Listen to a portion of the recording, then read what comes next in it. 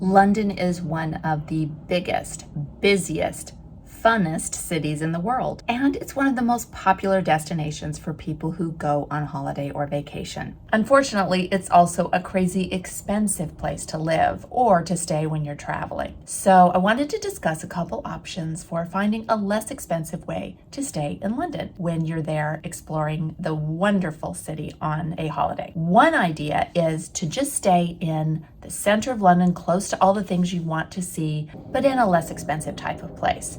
So over our decades of traveling to London, we've stayed in youth hostels and we've stayed in budget hotels, we've stayed in Airbnbs, and here are a couple suggestions based on our experience of things that we've done.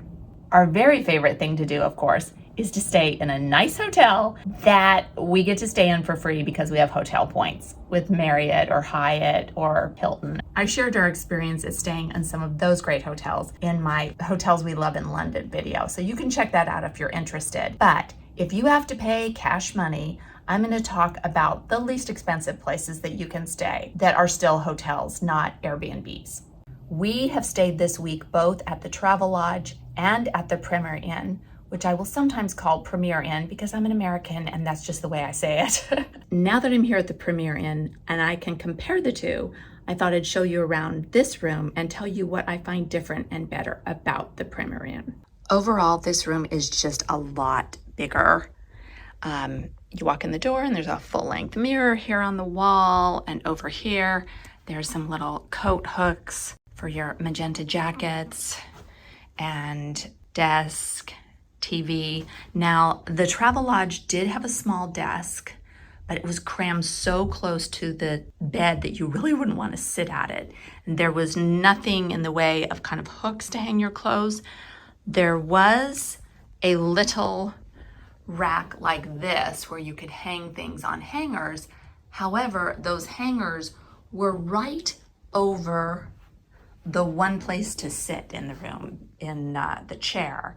And so at the Travelodge, you could either sit in this chair or hang clothes, because if you hung the clothes above the chair, they would be like filling up the chair. It was pretty silly. I do have to point out that this armchair we have to sit in has a beautiful tartan with magenta in it. I mean, isn't that nice? There's more floor space in here. I think Britons call this a king-size bed, but in the US we would call it queen. So there's a little place to hang clothes, a little drawer underneath it, but then just some nice shelves and power outlet plugs for things. Of course, a kettle. There was a kettle in the other place too, although it was so cramped. I felt like every time I boiled the kettle, I was gonna damage something with the steam. And then this is really awesome. There was no hairdryer in the Travelodge. So I love that there's a hairdryer here and an actual mirror place where you can dry your hair. I've had to get really creative finding places to dry my hair in so many hotels in Britain. And for those of you who saw my video about the hairdryer at the Premier Inn in Newcastle and my rant about the dead man switch, yes, this hairdryer has one as well.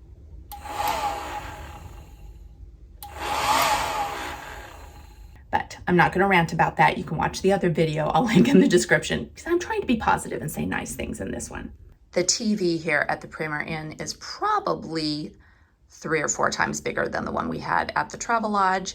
So that's nice. And also Wi-Fi was really easy to connect to here at the Premier Inn. Travelodge was very difficult and they charged you a bunch for Wi-Fi, whereas it's free here at Premier Inn. The bathroom here in the Premier Inn is definitely larger than the one in the Travelodge as well. There's actually some floor space and counter space, and you feel like there's a dividing spot between the shower and the floor. That at the Travelodge, you pretty much were just getting water on the floor whenever you took a shower, and it was a very tiny room. There was no bath, it was only a shower. Also, this is kind of picky to talk about, but the soap at the Travelodge was this spritzy stuff that barely came out of some wall unit that you had to pump on. And I like that this has proper hand soap, nice smelling hand soap. And the shower has this Baylis and Harding luxury hair and body wash. The stuff at the Travelodge was also hair and body wash, but again, was in some pump unit on the wall that barely dispensed anything. Have any of you guys seen Michael McIntyre's rant about the body wash, shampoo, and conditioner stuff that they give you at the hotels?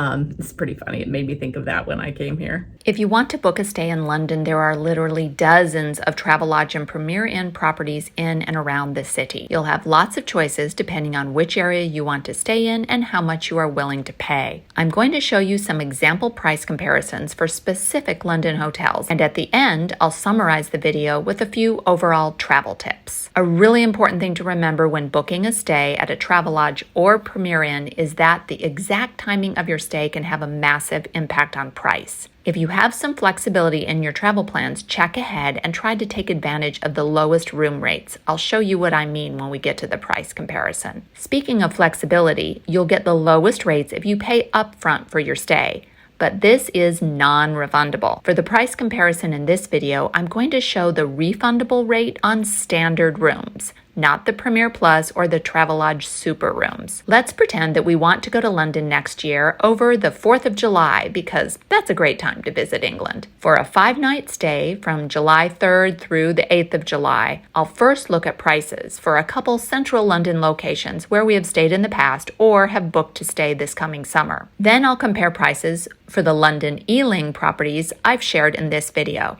When we've wanted to stay in central London, close to lots of sites and transport, we've stayed at the Travelodge London City. There's also a Premier Inn London City Aldgate Hotel in the same area. Looking at this example stay in July of 2024, you'll see that the Premier Inn is just under £800 and the Travelodge is about £933. But within that, you can see that the room rates really vary from night to night. The Premier Inn ranges from £100 a night to £206 a night over those 5 days. And the Travelodge varies from £91 one night to £264 another night. So that's my point. It really matters exactly what day you stay. This coming summer, we are staying at a hotel right near Paddington Station. There's a Premier Inn London Paddington Basin that's right there, and then there's a Travelodge London Marylebone, which is also in that same area. For the 5 days we're looking at, the Premier Inn is a bit higher at £869 versus the Travelodge $818. And again, we see that the room rates do have a range of prices. Premier Inn from $113 to $201, and the Travelodge from £92 to £196. And if you want to save some money and don't need to stay right in central London but are willing to take the train for a few minutes to get out to Ealing Broadway part of London, then you can consider the properties we stayed at when I filmed this video. For the same range of dates at the beginning of July 2024, the Premier Inn in Ealing is £573 and the Travelodge is £823. So the Premier Inn's a really good deal. The nightly rates vary from £91 to £166, where the Travelodge varies from £90 to about £200.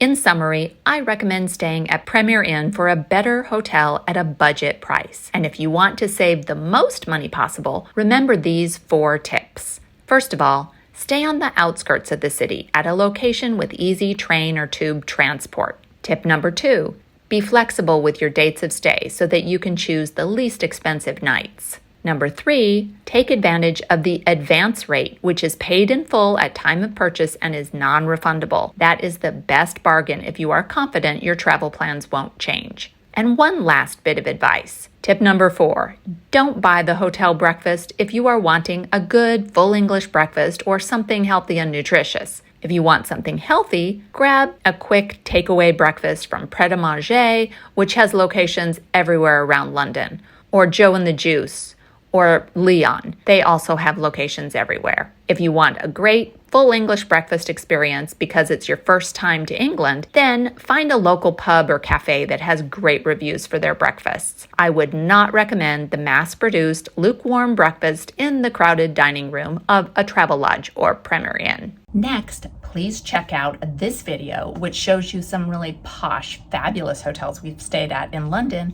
or this video, which shows our trip to Newcastle and a pretty cool Premier Inn we stayed in there. Thanks so much for watching, and do something good in the world today.